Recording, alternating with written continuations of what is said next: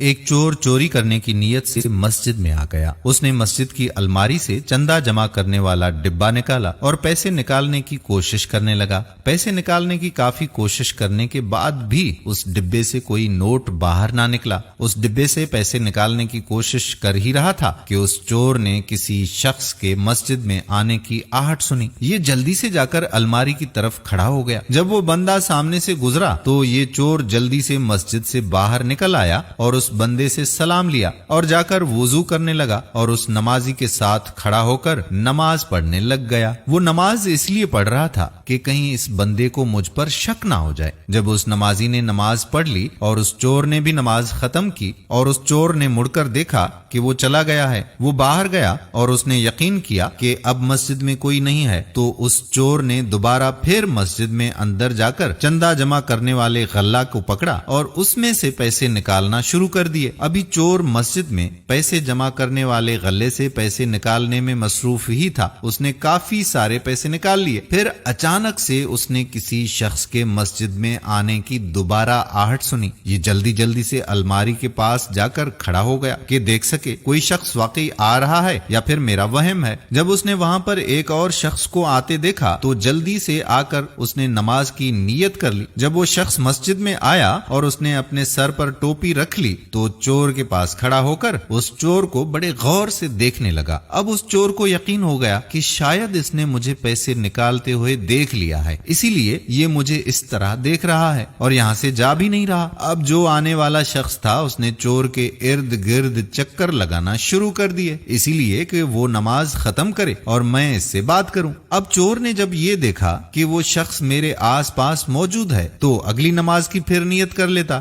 اس طرح اس نے 100 رکعتیں نماز ادا کر لیں۔ جب یہ تھک گیا تو وہ سوچنے لگا کہ اب تو میرے اندر نماز پڑھنے کی ہمت نہیں ہے۔ چور نے سوچا کہ لگتا ہے کہ اس کی آنکھ لگ گئی ہے، تو میں چپکے سے مسجد سے باہر نکل جاتا ہوں۔ جیسے ہی وہ باہر نکلا اور آنے والا شخص جو دیوار کے ساتھ ٹیک لگا کر بیٹھا تھا اس کی آنکھ کھل گئی اور وہ فوراً اس کے پیچھے باہر چلا گیا اور جا کر اس چور کا ہاتھ پکڑ لیا اور کہنے لگا کہ میں 2 گھنٹے سے تمہارا انتظار کر رہا ہوں کہ تم کب نماز ختم کرو اور کب تم سے بات کروں، اور تم چوری چوری نکلنے لگے ہو۔ چور نے ڈرتے ڈرتے اس شخص سے سوال کیا کہ آخر تم 2 گھنٹے سے میرا انتظار کیوں کر رہے تھے؟ آپ کو مجھ سے کیا کام ہے؟ تو وہ شخص کہنے لگا کہ بات یہ ہے کہ میں گاڑی چلا رہا تھا اور میری گاڑی کے بریک فیل ہو گئے اور میں نے منت مانگی کہ میں مسجد میں جاؤں گا اور جو بھی مجھے اللہ کا نیک بندہ ملے گا جو سب سے زیادہ نمازی ہوگا میں اسے تحفے کے طور پر 50,000 روپے دے دوں گا۔ اگر اللہ پاک نے مجھے ہر قسم کے حادثے سے بچا لیا تو اللہ پاک کا شکر ہے کہ میرا کوئی بھی ایکسیڈنٹ نہیں ہوا، تو میں فوراً